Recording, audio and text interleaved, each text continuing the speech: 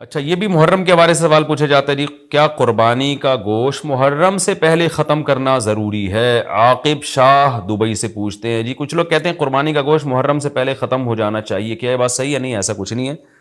قربانی کا گوشت آپ پورے سال چلا سکتے ہیں اگر محفوظ رکھ رہے ہیں، لیکن وہی ہے کہ کھا لیں جلدی تو اچھی بات ہے، تازہ تازہ گوشت کھا لیں۔ محرم میں بھی بہت 2 مہینے ہو جاتے ہیں، تاخیر ہو جاتی ہے، تو اس لیے بہتر یہی ہے کہ پہلے کھا کے ختم کریں، لیکن اگر کوئی محفوظ بھی رکھتا ہے تو کوئی گناہ اس میں نہیں ہے۔ قربانی کا گوشت کتنے دن تک استعمال کر سکتے ہیں؟ قربانی کا گوشت کتنے دن تک استعمال کر سکتے ہیں؟ عثمان گوجراں والا، جتنے دن آپ کا فریج برداشت کر لے تو جائز ہے، پورا سال بھی اسٹور کر سکتے ہیں آپ، لیکن افضل یہی ہے کہ ویسے بھی اللہ کو پسند نہیں ہے، اگر آپ مالدار ہیں تو ذخیرہ اندوزی اور چیزوں کو جمع کرنا ایک نامناسب سا کام ہے۔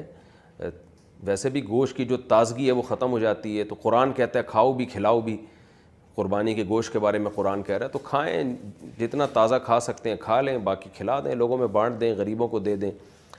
تو اگر آپ غریب ہیں اور آپ کو کے بچوں کو گوشت نہیں ملتا پورے سال کھانے کو، تو پھر اسٹور کریں، پھر کوئی حرج نہیں ہے اس میں، پورے سال چلا دیں، آپ بچے کھاتے رہیں اس میں سے۔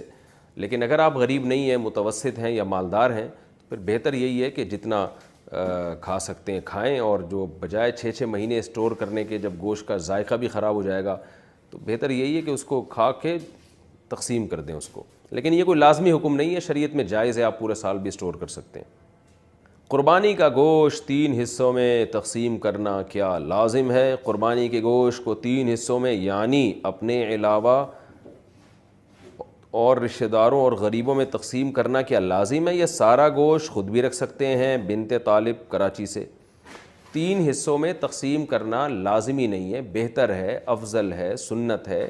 قرآن نے کہا ہے کہ کلوا منہا واطعموا البائس الفقیر، خود بھی کھاؤ اور فقیروں کو بھی کھلاؤ۔ تو اس لیے قرآن کا حکم ہے بہرحال، تو ایک بہت تاکیدی چیز ہے کہ قربانی کا گوشت خود بھی کھانا چاہیے اور کھلانا بھی چاہیے۔ تو البتہ یہ ضرور ہے، یہ جو فقہا بیان کرتے ہیں 3 حصے، تو یہ 3 حصے ان کے لیے بیان کرتے ہیں کہ ایک حصہ غریبوں کو، ایک حصہ رشتہ داروں کو۔ تو رشتہ داروں سے مراد جو غریب رشتہ دار ہیں ان کے لیے۔ تو اگر آپ کے سارے رشتہ دار مالدار ہیں، یہ سب قربانی کر رہے ہیں، تو پھر ضرورت نہیں ہے ان کے لیے، بلکہ ایک حصہ 1/3 حصہ آپ صدقہ کر دیں۔